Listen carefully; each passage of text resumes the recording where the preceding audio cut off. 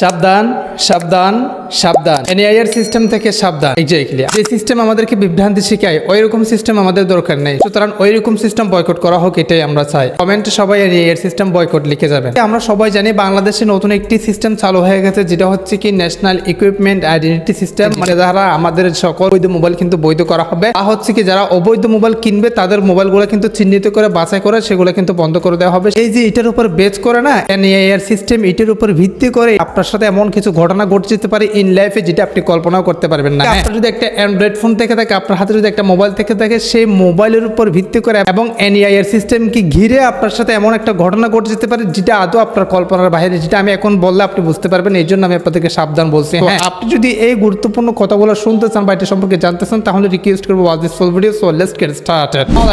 বর্তমান সময়ে এমন কিছু ঘটনা ঘটতেছে না যেগুলো অদ্ভুত। অদ্ভুত মানে তো বুঝেন যেগুলো কল্পনার বাইরে, আপনি কল্পনাই করতে পারবেন না। আপনার সাথে এমন ঘটনা ঘটে গিয়েছে, আর যে ঘটনাটা আপনার সাথে যে ঘটতেছে এটা আপনি বুঝতেই পারবেন না, মানে কখন কি হয়ে যাচ্ছে, কারণ এটার তো নেটওয়ার্ক যুগ, আপনি হয়তো বুঝতে পারছেন। গুরুত্বপূর্ণ যে ঘটনাটা আপনার সাথে ঘটতে পারে সেটা কি সম্পূর্ণ প্রসেস আমি আপনাদেরকে বোঝা দিচ্ছি। হ্যাঁ, কে কোথা থেকে ভিডিওটা দেখতেছেন একটু কমেন্টে জানাবেন। সরকারের দায়িত্বে যারা আছে বা সরকারি লোক যারা আছে তাদেরকে তো সাধারণ জনগণ চালাচ্ছে। অনেক মোবাইল অলরেডি ইতিমধ্যে বন্ধ হয়ে গেছে, মানে সিম কাজ করতেছে না। কার কার মোবাইল বন্ধ হয়ে আছে, কেন বন্ধ হয়েছে, সমাধান কি? প্রথমত সিমের বিষয়টা আমি আপনাদেরকে বুঝাই দিই। যাদের মোবাইলের সিমে কাজ করতেছে না সেটা হচ্ছে কি তারা এমন ভাবে এটা বায়োমেট্রিক করে সিস্টেম করছে।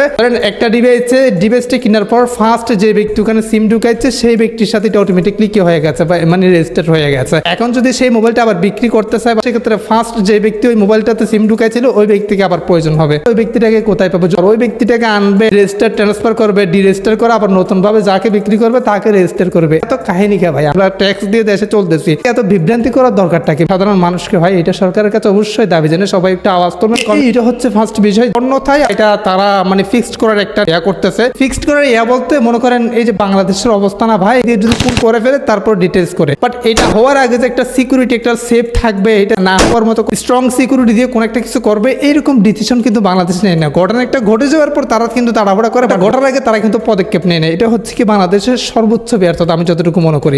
তো সাবধানের যে বিষয়টা না, সাবধানের যে কথাগুলো, গুরুত্বপূর্ণ কথাগুলো, সেটা একটু পর আমি আপনাদেরকে বলতেছি। প্রথমত আসুন আমরা একটা বিষয় দেখি, সেটা হচ্ছে কি আমরা সবাই জানি প্রত্যেক ফোনের একটা আইএমআই কোড থাকে, যেটা হচ্ছে কি আলাদা আলাদা। দুইটা সিম থাকলে দুইটা আইএমআই কোড থাকবে। *#06# লিখলে কিন্তু আইএমআই কোডগুলো দেখতে পারবেন। ওখান থেকে কপি করে একটা কোড নিয়ে আসবেন। দেখেন প্রপারলি, দেখেন বিষয়টা বোঝায়। এন্টার আইএমআই নাম্বার ওখানে ক্লিক করে দিয়ে আমরা একটা আইএমআই নাম্বার এটা দিয়ে দিয়েছি। জাস্ট আমরা স্যাক অপশনটা ক্লিক করে দেবো। সো এই যে স্যাক অপশনটা ক্লিক করে দিয়েছি। তো দেখে আসলে বর্তমানে তারা বলতে চাচ্ছে স্ট্যাটাস দেখাচ্ছে আইএমআই নাম্বার এনআইআই এর সিস্টেমে নিবন্ধিত রয়েছে এবং ব্যবহৃত হচ্ছে, মানে আমার এই নাম্বারটা বা এই মোবাইলটা ব্যবহৃত হচ্ছে। ঠিক আছে, মানলাম আমার মোবাইলটা আদৌ ব্যবহৃত হচ্ছে, এটা তো সত্য কথা। কথাটা হচ্ছে কি আমরা সবাই জানি শূন্যর কোনো মান নাই, মানে জিরোর কোনো মান নাই, তাই না? তো একটা বিষয় দেখেন বাংলাদেশের কোন অবস্থায় এখন আপনি বুঝতে পারবেন লাইভ দেখলে। এই যে প্রথমত আমি একটা দুইটা তিনটা মানে এখানে ইচ্ছে মতো 15টা জিরো দিয়ে দিব। এই যে জিরো দিয়ে দিচ্ছি 15টা, তারপর আমরা স্যাক অপশনটা ক্লিক করে দেবো। ভাই এখানে দেখেন ও মাই গড, কিছু বলে যান, মানে আমি তো আগে সঠিক আইএমআই দিয়েছি, এই লেখাটা আসছিল বা স্ট্যাটাস এটাই আসছিল, বাট ইতিমধ্যে আমি 15টা জিরো দেওয়ার পরে এই স্ট্যাটাস আসার কারণটা কি? সবগুলো জিরো দিয়ে কি কারো আইএমআই কোড আছে এরকম? বর্তমানে আমরা যে সঠিক জায়গায় এসে একটা জিনিস চেক করবো, হ্যাঁ, সেখানেই দেখতেছি বিভ্রান্তিকর বিষয়। এই বিভ্রান্তিকর এটা কাজে লাগিয়ে না অনেকেই আপনার সাথে বিভ্রান্তি করা শুরু করে দিবে, আপনাকে অনেক বিপদে ফেলাবে, যেটা আমি আপনাদেরকে বোঝা দিচ্ছি। ভিডিওটা গুরুত্বপূর্ণ, সবার মাঝে একটু শেয়ার করে দেন। মানে এআই দিয়ে তৈরি করে যদি ওয়েবসাইট বানিয়ে এই কাজটা করে তাহলে এটাকে আদৌ কখনো পসিবল? আমার তো মনে হয় না এটা এআই দিয়ে ছাড়া অন্য কেউ তৈরি করছে। আমার কি মনে হয় একটু জানা যাবেন। এই যে এটা দ্বারা আমি বুঝতে পারছি যে আসলে এই যে দেখেন এখানে আপনি যতই নাম্বার দেন না কেন 15টা নাম্বার হলে কিন্তু তারা স্ট্যাটাস দেখাবে এইরকম। 15টা নাম্বার টাইপ করে এটা অটোমেটিকলি শো হবে, এতটুকুই। এখানে কোনো রকম কোনো ভেরিফাই হয়ে বা এটা যাচাই বাছাই করে যে তারা রিপোর্টটা দিচ্ছে সেটা এরকম কোনো কিছু না।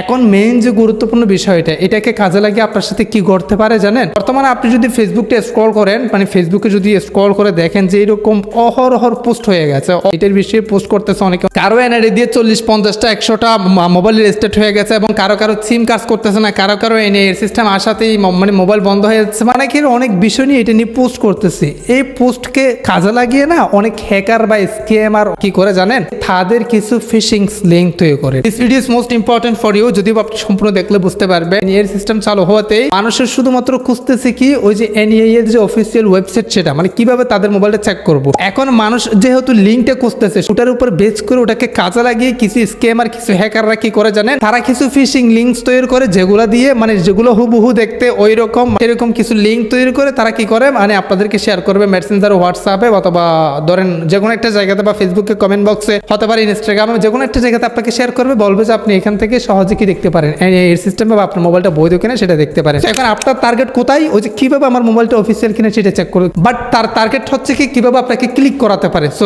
এখন তারা যদি কোনোভাবেই আপনাকে ওই লিঙ্কে ক্লিক করাতে পারে তাহলে আপনার সব কিছু হ্যাক হয়ে যাবে। বিষয়টা আমি আপনাদেরকে বুঝাই দিই, ভিডিওটা মোস্ট ইম্পর্টেন্ট, টাইম লাইনে ফেসবুকে সব জায়গাতে টিকটকে শেয়ার করে দেন যাতে সবাই জানতে পারে। মানে এই বিষয়টা এইরকম ট্রেন্ডিং গুলো কাজে লাগিয়ে না অনেক হ্যাকার কোটি কোটি টাকার মালিক হয়ে যায়। কিভাবে? এইভাবে তারা এটাকে টার্গেট করে ফিশিং লিঙ্কস তৈরি করবে, মানুষের ইন্টারেস্ট অনুযায়ী মানুষ যেটা চাচ্ছে সেটার উপর বেচ করে, যেটা ভাইরাল সেটার উপর বেচ করে বড় বড় পেজ থেকে যখন পোস্ট করে তখন কিন্তু অনেক ভাইরাল হয়, অনেক রিচ পায়। ওই পেজের পোস্টের কমেন্ট বক্সে গিয়ে তারা লিঙ্কগুলো পেস্ট করবে, থেকে ক্লিক করলেই কিন্তু আপনার সবকিছু হ্যাক হয়ে যাবে। আরেকটা কথা সেটা হচ্ছে ধরেন আপনার কোনো বন্ধু বান্ধব যদি আপনাকে বলে এই যে এখানে ক্লিক করে শুধুমাত্র এরকম ভেরিফাইড ইউটিউবার বা আদার্স পারসন ছাড়া কেউ যদি আপনাকে হোয়াটসঅ্যাপে মেসেঞ্জারে যদি কোনো লিঙ্ক পাঠায় বলে যে এখান থেকে ক্লিক করে আইএমএ চেক করতে পারো, তোমার মোবাইল অফিসিয়াল কিনা সেটা দেখতে পারো, এরকম যদি কখনো কেউ বলে আমি রিকোয়েস্ট করবো কখনো আপনার ক্লিক করবেন না। ক্যাশটাতে এমন সিকিউরিটি ছাড়া হয়ে গেছে আপনার যে একটা কোনো ঘটনা ঘটে গেলে সেটা তো বিচার নাই এবং কোনো একটা কিছু যদি হ্যাক হয় আপনার কান্না ছাড়া কোনো উপায় থাকবে না বা রিকভারি কোনো সিস্টেম নেই, কারণ সিকিউরিটি স্ট্রং না। ভাই গভর্নমেন্ট থেকে একটা ডিসিশন নিয়েছে অফিসিয়াল ফোন বন্ধ করার, সেখানে যে একটা ওয়েবসাইট তৈরি করছে সেই ওয়েবসাইটটা যদি এরকম উলটপালট আবুল মার্কা হয় তাহলে বুঝেন দেশটা এখন কোন অবস্থায়।